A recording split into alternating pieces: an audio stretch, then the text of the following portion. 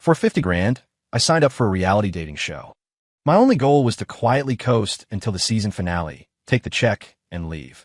But on the very first day of filming, the hottest rising starlet in Hollywood cornered me to confess her undying love. Even worse, the show's executive director turned out to be my secret wife, the one I was currently in the middle of a Cold War with. She pinned me against the corner, her crimson lips brushing my ear, her voice a mix of ice and seduction. "Caleb, is this what you call a business trip? Coming here to date other women?" "Caleb, my man, I've got a gig for you. You in?" On the other end of the line was my unreliable childhood friend and nominal agent, Rick. I rolled over, burying my face into the plush pillow, my voice muffled. "Talk. If it's not tiring, pays well, and is close to home, if it hits 2 out of 3, I'll do it." "It hits all 3. It's practically custom made for you." Rick's voice cracked with excitement. "It's a dating reality show called The Countdown. You go on as a male contestant, do absolutely nothing, just eat, go on a few dates, flirt a little with the girls. 2 months, and you walk away with this much." I could practically see him holding up 5 fingers. $50,000. I did a quick mental conversion. That was enough to buy a few bottles of vintage Macallan or seal a new cask of private reserve bourbon. "Deal," I said concisely. "I knew you'd agree." Rick chuckled. "Wasting a face like yours instead of using it to charm girls is a crime against humanity. By the way, did you clear this with Director Vance? Your missus?" At the mention of Layla Vance, my relaxed brow furrowed instantly. We had a commercial marriage, hidden from the public for 2 years. To the outside world, she was the industry's terrifying Iron Lady, a gold standard producer and director who was decisive and uncompromising. To me, she was about the same. Except for when she softened up in bed, she was colder than my company's quarterly financial reports. 3 days ago, we had a massive blowout over the century-old question, who's doing the dishes tonight? Actually, it wasn't much of a fight. It was mostly me venting while she stared with that stunningly cold face of hers, dropped a single boring, and slammed the study door. She hadn't spoken to me since. I was just wondering how to break the stalemate. This was perfect. I told her I'm going on a business trip to study French culinary knife skills and the intricacies of molecular gastronomy. I lied effortlessly to the ceiling. "Speak English. I'm running away from home." Rick fell silent. After a long pause, he asked, "You, the CEO of a multi-billion-dollar conglomerate, are running away from home to earn a $50,000 appearance fee? You don't get it." I sighed, my tone profound. "It's the art of coasting. As for Layla, let her cool off. She gets so busy she forgets who she is. She probably won't even notice I'm missing until I'm back." I hung up, crawled out of bed, and opened the closet. Rows of bespoke suits and handmade Italian leather shoes stared back. I curled my lip in distaste and dug out a few plain cotton t-shirts and chinos from the back corner, stuffing them into a beat-up backpack. Before leaving, I glanced at the photo of Layla and me on the nightstand. In the picture, she wasn't wearing her usual scowl. The corners of her mouth were slightly upturned as she leaned on my shoulder, like a cat that had retracted its claws. It was taken outside City Hall. I had forced her to take it. She called me childish, but her body language was honest. My heart softened. I pulled the photo from its frame and tucked it into my wallet. Whatever, I'll consider taking my wife along on the business trip. The filming location for The Countdown was a luxury villa nestled in the hills of Malibu, overlooking the ocean. When I arrived, a few people were already there. A muscle-bound fitness influencer named Jax, a refined lawyer with gold-rimmed glasses named Miles, and a shy college student named Timmy. Including me, the 4 male leads were assembled. I gave myself the persona of a freelance food critic. It sounded leisurely and fit my vibe perfectly. While the guys engaged in awkward small talk, the sound of high heels clicked from the entrance. The 3 female contestants arrived together. Leading the pack was a woman in a red slip dress, undeniably gorgeous, Bella Rose. I recognized her from the dossier Rick sent, a B-list celebrity who had recently found fame in a web series, with ambition written all over her face. Behind her were Lily, a gentle and intellectual writer, and Chloe, a petite and cute dance instructor. Bella's gaze swept over the 4 men and landed with laser precision on me. Even dressed in plain clothes, my face still did the heavy lifting. She catwalked over and sat on the sofa next to me, a cloud of heavy perfume instantly invading my personal space. I frowned slightly and scooted away. Imbeya. She extended a hand, her nails manicured in elaborate design. "Caleb." I touched her fingertips symbolically and retracted my hand immediately. "So, Caleb, you're a food critic? I guess our meals are in your hands then." She batted her eyelashes, her voice so sugary it gave me goosebumps. I forced a polite smile and didn't respond. I was already calculating how to keep her away from me without looking like a jerk on camera. An assistant director stepped out to announce the rules. Standard stuff: live together in the villa for 2 months, complete tasks, go on dates, find love. Every night, we could send an anonymous text to someone we were interested in. Finally, please welcome the executive director of the countdown, Director Layla.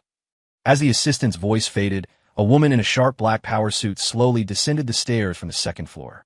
Her arms were crossed, her expression icy, and her eyes scanned us like an X-ray machine. The villa went silent. Everyone was intimidated by her aura. I looked at that face, a face I knew better than my own, and my brain went blank. Buzz. Layla. Vance. Why was she here? Wasn't she supposed to be in New York, prepping her new movie? Director Layla. Since when did she go by just her first name on set? I froze, feeling like a husband caught cheating, even though technically I sort of was. Layla's gaze met mine in midair. Her eyes lingered on my face for exactly 0.01 seconds, showing absolutely no emotion, as if looking at a complete stranger. Then, she looked away, her thin lips parting, her voice cool and crisp. Welcome to the countdown. My requirements are simple. No drama, no manufacturing fake scandals, just date seriously. She paused, her gaze sweeping over me again, barely perceptible. If anyone dares to break my rules, face the consequences. At that moment, a chill ran down my spine. I was screwed. This business trip was not going to involve much resting. Dinner was the first ice-breaking segment. The production team, in a stroke of cruelty, mandated that the first dinner had to be cooked by the 8 of us. The kitchen instantly turned into a disaster zone. Bella held a tomato, posing with it for a while before asking in a baby voice, do these need to be washed? Jax, the fitness coach, volunteered to cut potatoes but produced chunks larger than rocks. Miles, the lawyer, tried to show off his domestic side but cracked an egg and dropped half the shell into the bowl. I leaned against the doorframe, watching these domestically challenged individuals, my temple throbbing. If I let them continue, we'd all starve tonight. I know a little bit about cooking. I couldn't take it anymore and strolled in slowly. Caleb, you can cook? Bella's eyes lit up, and she immediately stuck to me like glue. You're amazing. Teach me. Expressionless, I took the mangled tomato from her hand and rinsed it under the tap. Tomato scrambled eggs, can anyone do that? I asked. The group shook their heads blankly. I sighed. Forget it. Relying on them was like waiting for pigs to fly. Clear out, I got this. I tied on an apron, and in that instant, my entire demeanor changed. Before my current life, I had watched every cooking show on the Food Network. Afterward, to satisfy my own palate, I had honed my culinary skills to perfection. I pulled ingredients from the fridge, mentally planning an 8-course meal. Washing, chopping, tossing the wok, seasoning. My movements were fluid, wasting no energy. The kitchen was filled with the rhythmic chopping of the knife against the board and the satisfying sizzle of food hitting the pan. The other 7 stared in awe. Bella looked at me with hearts in her eyes, cupping her face and murmuring, Caleb, you look so handsome when you're serious. I ignored her, focusing entirely on the sweet and sour pork I was glazing. An hour later, 8 dishes perfect in color, aroma, and taste were set on the table. Pan-seared sea bass, braised pork belly, mapo tofu, consommé with cabbage. The group of starved contestants practically drooled. Oh my God, Caleb, did you bring a Michelin restaurant with you? Lily, the general writer, exclaimed. I untied my apron and spoke calmly. Just threw some things together. Simple home cooking. Showing off is best done with humble understatement. The atmosphere at the dinner table finally warmed up. Everyone was singing my praises. Bella kept eagerly piling food onto my plate, which I blocked with my eyes and subtle hand gestures. I ate distractedly, my gaze involuntarily drifting toward the control room on the second floor. I knew Layla was up there. Through the tinted glass, I could almost feel her icy stare locked onto me. This meal felt like sitting on pins and needles. After dinner, I found an excuse to slip away, hiding in a corner of the garden to call my overachieving assistant, Arthur. Boss, what do you need? Arthur's voice was respectful as always. Look into this show, The Countdown. What's the deal? Boss, this show is an S-tier project for Zenith Media this year. The person in charge is Ms. Layla. Ms. Vance. Arthur hesitated. Zenith Media, Layla's mother's company. I pinched the bridge of my nose. This was getting complicated. When did she take over? About a week ago. Rumor has it the original director fell ill, and Ms. Vance parachuted in to save the production. A week ago. That was exactly when our Cold War started. So, she wasn't here to save the production. She was here for me. That woman. I gritted my teeth. Just as I was about to ask more, a cold voice sounded behind me. Who are you calling? I stiffened, nearly dropping my phone. I spun around. Layla stood less than 3 steps away. She had changed out of her aggressive power suit into a simple white silk shirt and black trousers, her long hair loose. The moonlight coated her in a soft glow, but it didn't diminish the chill radiating from her. No. No one. Just a friend. I guiltily shoved the phone into my pocket. She walked toward me, step by step, her heels clicking against the stone path. Clack, clack, clack, each sound stomping on my nerves. I instinctively backed up until my back hit the cold wall. Nowhere to run. Layla stopped in front of me, extended a hand, and slap, planted on the wall next to my ear. A classic wall pin, except I was the one being pinned. She leaned in close enough that I could smell the elegant scent of gardenias in her hair, not that choking perfume Bella wore. The scent made my mind wander dangerously. A friend. She raised an eyebrow, a mocking smile playing on her beautiful face. Which friend is important enough to make you abandon a multi-billion-dollar corporation to come here on a business trip? Her voice wasn't loud, but it was full of pressure. My Adam's apple bobbed as I struggled to explain. I'm experiencing life. Experiencing life? Layla smiled, but it didn't reach her eyes. Experiencing a life of flirting and whispering sweet nothings with other women. She reached out with her other hand, her cool fingertips trailing over my throat, sending a shiver down my spine. Or have you enjoyed the experience so much you've forgotten you're a married man? Her touch sent a jolt of heat to my lower abdomen. Damn it. I cursed silently. I reached up to push her away, but she grabbed my wrist. She wasn't squeezing hard, but I didn't dare struggle. Caleb. She suddenly leaned in, her red lips hovering right over the shell of my ear, her warm breath dusting my skin. Your business trip is joining a dating show?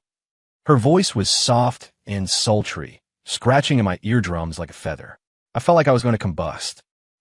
Just as I tried to explain, she suddenly let go, took a step back, and reverted to her Frost Queen demeanor. Fine, I don't care why you're here. She adjusted her slightly rumpled collar and looked at me with disdain. From now on, you are talent under my supervision, and I am your director. Behave yourself on this show. Don't cause trouble for me. She paused, the corner of her mouth hooking up in a meaningful smirk. And don't think you can coast. That appearance fee isn't going to be easy money. With that, she turned and walked away, leaving me with a view of her retreating silhouette.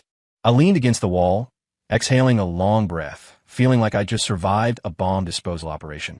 Looking down on my traitorous body, I gave a bitter laugh. Layla, that witch. She does this every time, lights the fire and walks away without putting it out. The next 2 months were going to be brutal. I had to fend off women like Bella while guarding against my own wife, who clearly enjoyed watching the chaos. Early the next morning, Layla's revenge began. The 8 of us were summoned to the living room where the assistant director read the task card. Today's mission, couples collaboration. Climb the mountain behind the villa. The first couple to reach the summit and retrieve the token will win a luxury seaside dinner and a private date. You added O, right? Director Layla has specifically instructed that to increase the fun, today's pairings will be decided by a random draw. My heart dropped. I had a bad feeling. Sure enough, when Bella excitedly drew my name, I looked up at the control room and saw the corner of Layla's mouth curl into a devilish smile. She did it on purpose. She knew I hated physical contact with people like Bella, yet she paired us up. Rock climbing meant unavoidable grabbing and assisting. I could already foresee how Bella would use this to get her hands all over me. Caleb, we're partners. It's destiny. Bella looked ready to jump for joy and tried to link arms with me immediately. I sidestepped smoothly, leaving her clutching air. Let's go. Start early, finish early, I said coldly, leading the way toward the hill. Bella was wearing a pink athletic set and the latest sneakers, looking the part. But after just a few steps on the trail, she started panting. Caleb, wait for me. I'm so tired. She gasped dramatically behind me. I didn't turn around. Tired? I hadn't even started trying. I worked out religiously. Forget this small hill. I could climb Everest without breaking sweat. I intentionally picked up the pace, leaving Bella far behind. Suddenly, Layla's icy voice came through my earpiece, a channel only I could hear. Caleb, do you not understand teamwork? Don't you know how to take care of your partner? I climbed effortlessly while mentally retorting. You assigned this partner, you take care of her. If you don't wait for her, I'll announce over the PA system that you have kidney deficiency and low stamina. I stumbled, nearly tripping. That woman is getting more lawless by the day. Gritting my teeth, I stopped, unwillingly waiting for Bella.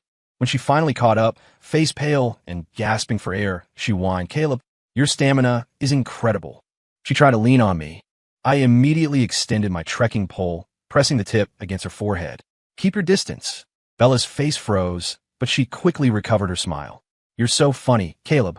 For the rest of the hike, I was forced to slow down, enduring Bella's constant chatter. Finally, we reached the climbing section. It was a near-vertical cliff face studded with handholds. It's so high. I am scared." Bella looked at the cliff and let out an exaggerated scream. "If you're scared, go back down," I said. "But I want to eat the seaside dinner with you." She threw a flirtatious look my way. My stomach turned. "You go first. I'll belay you." I tied the safety rope around her, my tone leaving no room for argument. Bella stalled, climbing 2 steps before hanging there, refusing to move. "Caleb, I have no strength left. Pull me up." "Here it comes." I knew it. I looked at her outstretched hand, frowning. In my earpiece, Layla's voice returned, laced with schadenfreude. "Caleb, here's your chance to be the hero saving the beauty. Make it look good." I took a deep breath, reminding myself, this is work. This is a mission. I grabbed Bella's wrist, pulling to help her up. Instead of climbing, she deliberately collapsed toward my chest. My pupils constricted. Instinctively, I let go. Bella screamed as she dropped, but the safety rope caught her, leaving her dangling in midair, swinging slightly. Everyone was stunned. The cameraman's lens shook. Through the earpiece, Layla's laughter was audible. I looked up to the top of the cliff, imagining that woman standing there with her arms crossed, laughing until she shook. "Fine. Good. You just wait, Layla." Ignoring the wailing Bella, I untied my own safety rope and began to free solo. My movements were like a leopard's, precise and powerful. Within 10 minutes, I vaulted onto the summit and grabbed the victory flag. The wind at the peak was strong, whipping my clothes around me. Standing at the edge of the cliff, looking down at the scenery and Bella still dangling halfway up, my mood finally improved. "You win this round, Layla. But the game isn't over." My heroic feat of free soloing quickly spread through the villa. Everyone looked at me with complex expressions, shock, admiration, and in Bella's case, fiery resentment. I didn't care. Since the mission technically failed because we didn't finish together, Bella and I didn't get the luxury dinner. We had to eat the production crew's boxed lunches with the others. I was happy for the peace and quiet. That night, it was time for the anonymous texting segment. Without hesitation, I sent my text to Lily, the gentle writer who hadn't said a word to me all day. I knew Layla was monitoring everything. Sure enough, my phone buzzed. It was a text from an unknown number containing a single word. I could picture Layla's annoyed Ice Queen face as she typed it. In a great mood, I replied with 2 words, "Good night." Then I turned off my phone and went to sleep. The next day, Layla's second round of revenge arrived. Today's task was a baking competition in pairs. I almost laughed out loud when I saw the card. Pastry? Did she forget who spent 3 months in France learning pâtisserie just to woo her back in the day? This time, my partner was Lily, who, like me, just wanted to be a background character. Bella was paired with Jax, the musclehead, and her face was black as a skillet. This suited me perfectly. Lily and I walked into the kitchen. She said shyly, "Caleb, I'm not very good at cooking. I might drag you down." "It's okay," I smiled. "Just stand there and look pretty." Lily was truly quiet.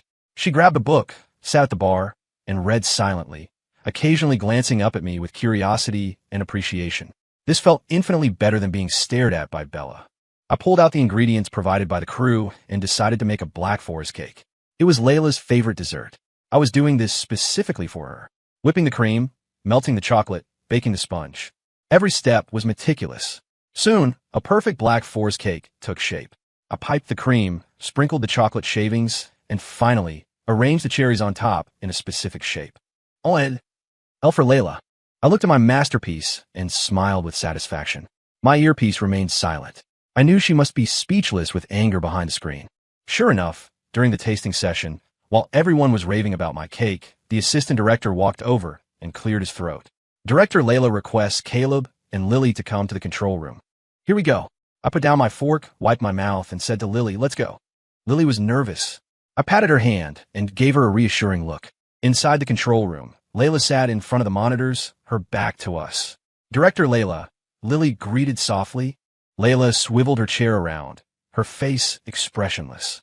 "The cake is good," she said flatly. though her eyes were fixed on me. You're very multi-talented, Caleb. You flatter me, director. I smiled slightly. Just something I threw together.